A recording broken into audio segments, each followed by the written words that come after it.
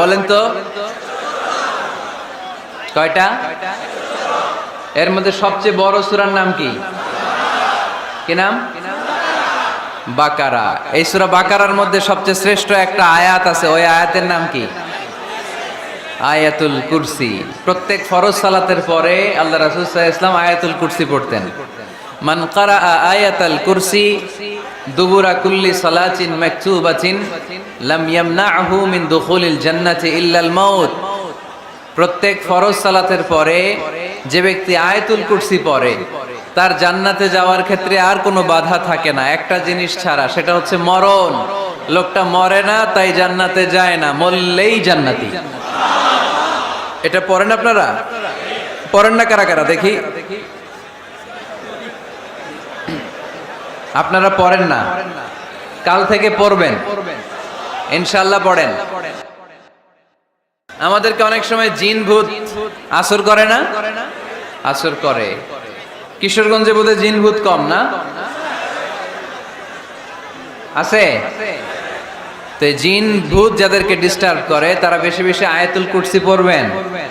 আল্লাহ রাসূল সাল্লাল্লাহু আলাইহি ওয়াসাল্লাম বলেছেন সূরাতুল ইখলাস, সূরাতুল ফালাক, সূরাতুন নাস, এই তিনটা পড়ে ফিস সাবাহি ওয়াল মাসা, সকাল সন্ধ্যা, ওয়া ইনদামা ইয়াযহাব ইলা ফিরাশি, আর যখন বিছানায় তিনি ঘুমাতে যেতেন এই তিন কুল পড়ে আল্লাহ রাসূল সাল্লাল্লাহু আলাইহি ওয়াসাল্লাম হাতে ফু দিতেন। আর ওই ফু দেয়া হাতটা মাথা থেকে মুছতে মুছতে পা পর্যন্ত মুছতেন। It's a protection from your lord. এটা আমাদের রবের পক্ষ থেকে একটা প্রোটেকশন। সুবহানাল্লাহ পড়েন। We should take this protection every day at morning and evening.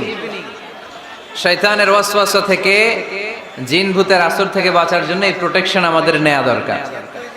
আমাদের আদরের কচিকাঁচা সোনামণিরা যারা আছে তাদেরকেও, বাচ্চাদেরকেও জিন ভূত ডিস্টার্ব করে কি করে না? করে। আমরা তাদেরকেও এগুলো শিখাইয়া দিব। এগুলোকে বলে আর রুকিয়া আল ইসলামিয়া, ইসলামী রুকিয়া।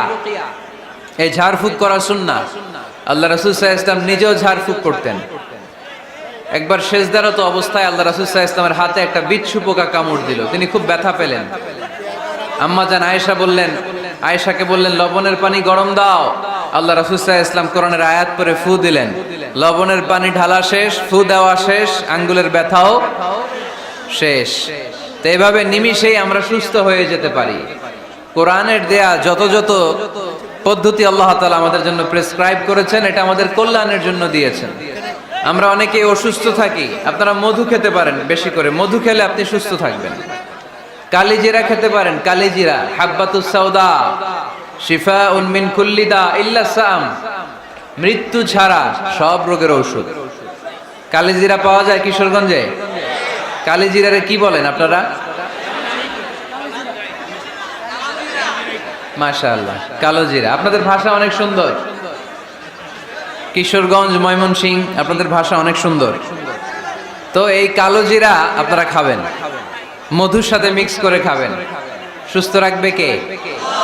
আমি প্রায় বলি যে কোরআনিক এই মেডিসিনগুলো আপনারা খাবেন, মাখবেন, এগুলো অনেক ভালো। অলিভ অয়েলের কথা আমি প্রায় বলি। আল্লাহ রাসূল সাল্লাল্লাহু আলাইহি ওয়াসাল্লাম অলিভ অয়েল মাখতেন, জাইতুনের তেল দিয়ে দাড়িতে মাখতেন, চুলে মাখতেন, গায়ে মাখতেন। চামড়া সহজে কুঁচকে যায় না, চেহারা উজ্জ্বল থাকে, চুল সহজে সাদা হয় না। এজন্য বেশি বেশি অলিভ অয়েল ইউজ করবেন।